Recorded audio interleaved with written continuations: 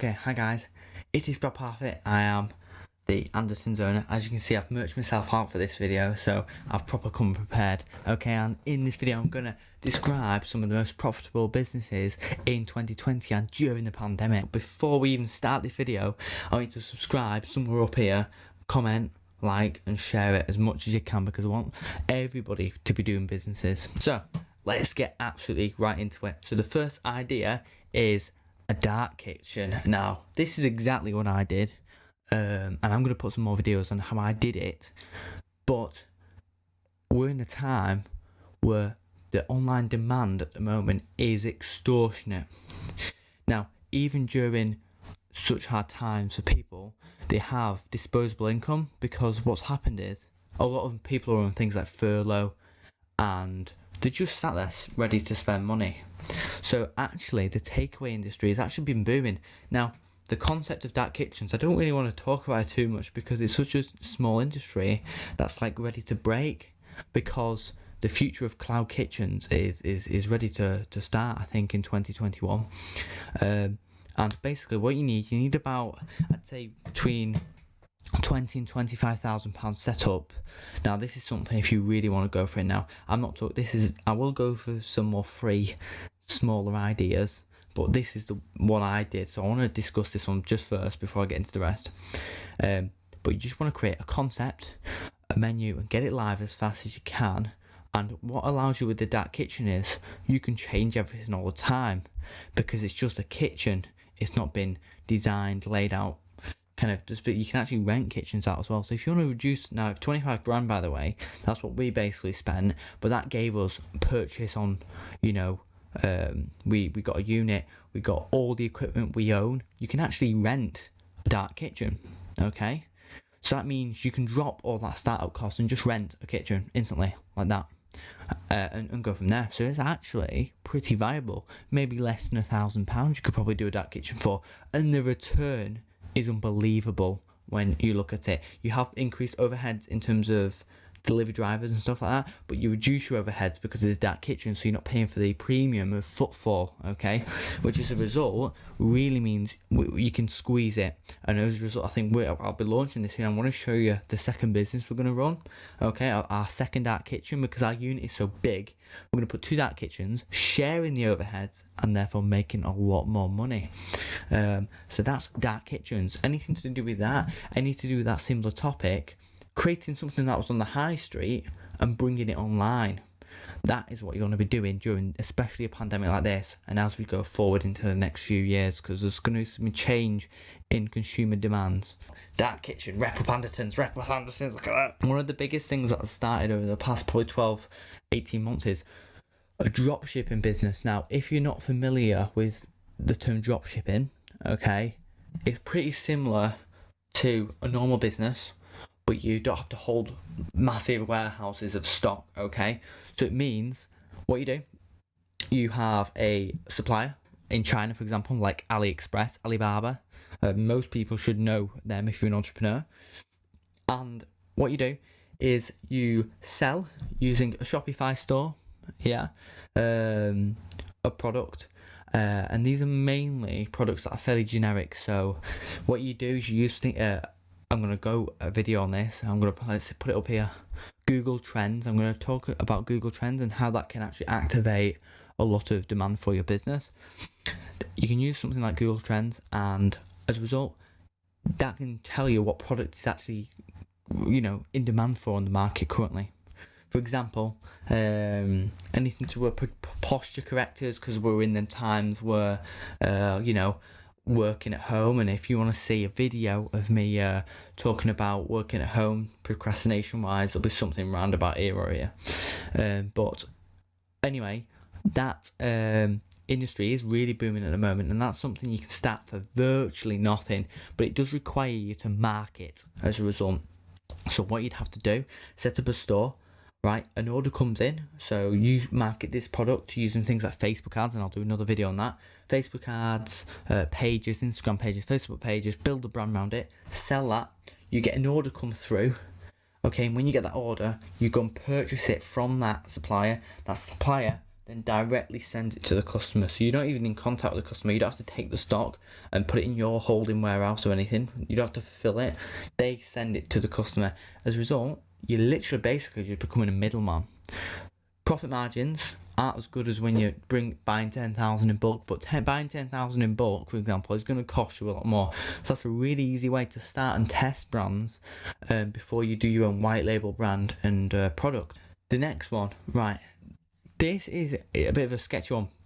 Most businesses now have social media, or if they've not got social media, this is where you come in. Now, there's two kind of businesses that are kind of been circulating, especially into 2020 and 2019, and it's social media management. And people think that you can't make money off that. It's not a business, managing someone's social media.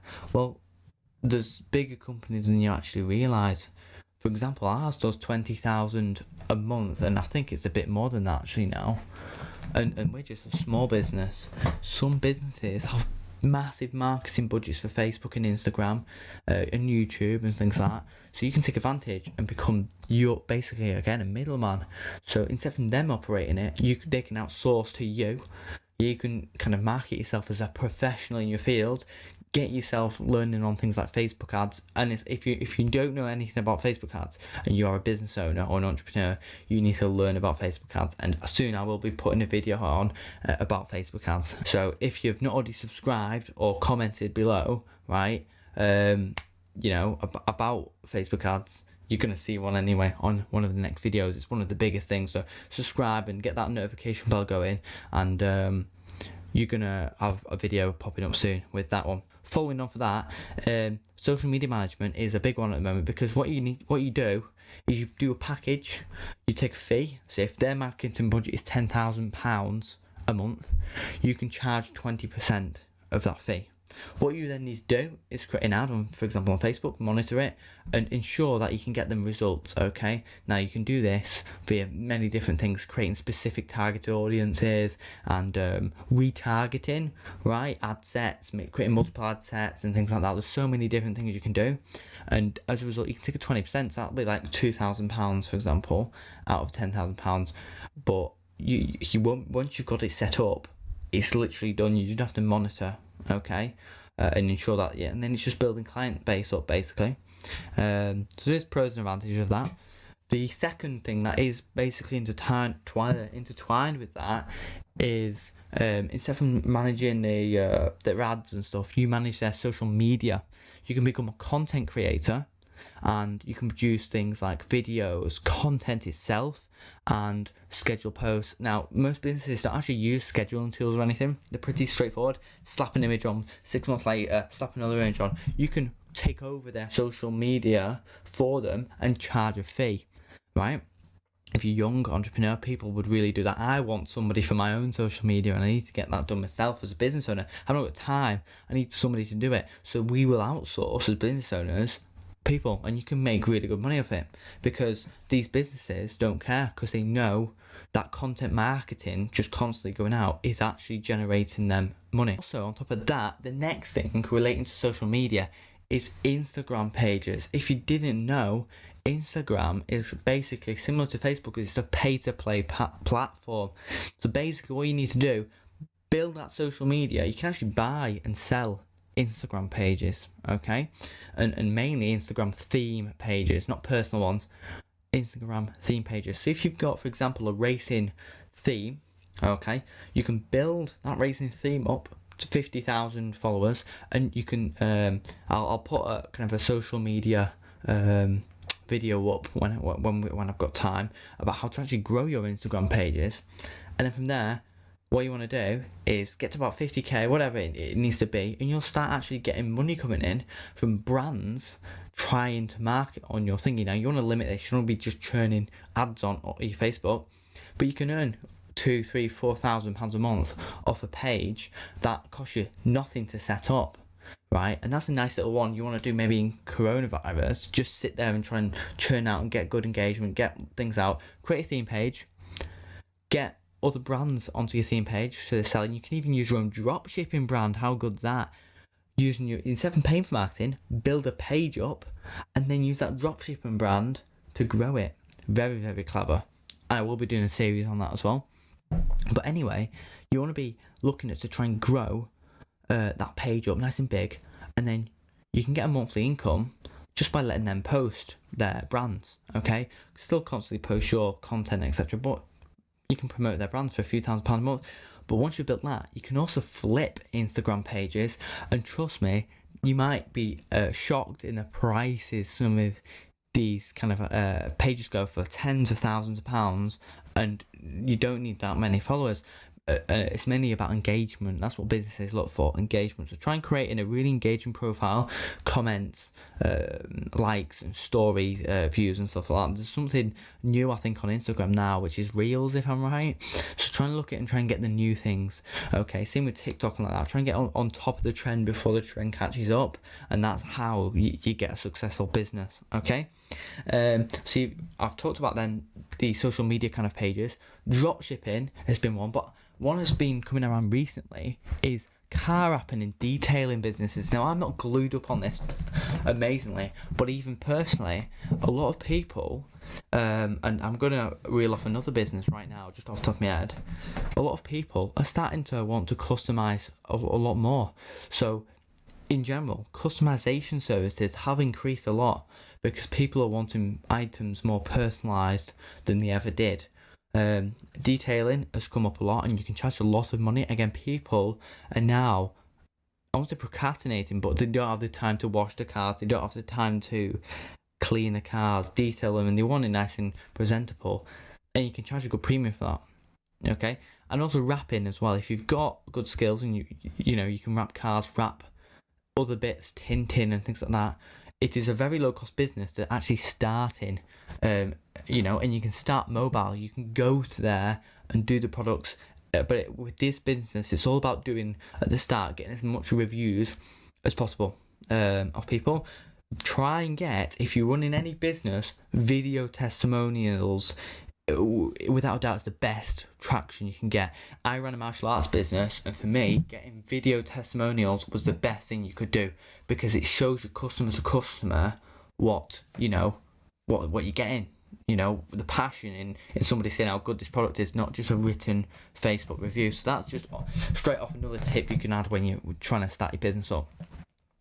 So on top of that, I've noticed number plates has been an absolute winner over the last few years. A lot of people are buying custom number plates, and that has brought a big market up. I don't know 100% the licensing you'll need to have a number plate company, but number plate companies are making a lot of money. I just bought a new 4D short and plate reg recently, and I paid about 30 quid, but I had to go and get that off eBay, and it took a while. But a lot of businesses are charging 50, 60, 70 pounds for number plates, just acrylic number plates, and you can churn that out at a really good rate. So that's a nice little quick starter to do as well. So that's that one. Next one, probably one of the biggest ones everyone normally talks about when they're trying to start, is a clothing business. Okay, now before I start with the clothing business, people think about a clothing business but don't think about all the other businesses around the clothing business. When you've got a clothing business, you've got two options. Okay, the quickest, cheapest, virtually free way to do it is use somebody to do it. So you can either use an online platform like Printful, or I think it's Teespring. There you go, Teespring, or you can use your local embroiderer, right? As your second option. So you buy just a few tops, get your local embroiderer. I think you have to pay a setup fee, for the design. And pay up at a few pounds a design, a lot better cost than go and getting it externally, okay? But you don't have to spend much, maybe £100 getting a stock, setup fee, maybe 25, try and keep it a few logos, okay? And for embroidery, same with things like vinyl, where is it? I've got some on me actually. This kind of stuff here. Okay, this is cheap to put on tops. And going into the third thing, you actually don't need to outsource printing if you're running a clothing business. Behind this camera, and I'm not going to move the camera because it'll probably fall off the stand, there's an eBay vinyl cutter like that big, okay, to do that stuff. Previously, I had a clothing business, and going into that, why was I outsourcing? Because the cost of printing tops was just ridiculous in comparison to what I can buy it at. So really look at just investing in a printer. You can actually create, and this is what I'm saying, you don't have to have a brand, a clothing brand. Having a clothing brand, right, is going to take time, yeah, to build a brand. You want money fast, why not offer that to other brands? I'll do your printing for you, buy a printer, and you've already got demand from business to business, which is even better because you can start now and then in the future if you want, but you'll have the money to then start your brand. So maybe it might be better to actually look at a printing business instead. Screen printing is the best at the moment for cost, and that works on basically a screen printer, and you literally just press it out and you can really do big batches of tops, and you can have a look online, very simple tutorials. You can basically learn the whole thing off YouTube, of how to do printing tops and stuff. Very simple and easy business to get into. Okay, so I really recommend that if you're really wanting to just get into it, look at a printing business. It's very good. And my last one is going to be Fiverr. All them little kind of thingies. Logo design. A lot of the time now, people want to try and start their businesses, trying to get things done. They need things like Fiverr. You can become a virtual assistant to people like me, for example. Anyone who needs to just get stuff done. You can do loads of different gigs on Fiverr if you just need extra income and just trying to get that money to maybe start another business. Again, sometimes you have a little bit of money and then you can grow it, and then you can get that big pot to start that big business you really dreamed of. So you might actually want to start with a small business and build it. This could help. Fiverr is a great little platform to get a bit of money generated, smash logos out and do little bits and bobs, which allows you to create a bit of income. And that's more of a side hustle. I'll do top 10 side hustles or something like that in another video. So I hope you enjoyed the video, nice and quick, and if you have any more ideas, slap it in the comments below and I'll reply and see what you think. But that's what I think the best businesses in 2020 are at the moment. So cheers guys, thanks for watching. Check out my other videos on the channel, and if you haven't subscribed yet, subscribe. There's somewhere up here and down there. Okay, cheers guys, and I'll see you in the next video.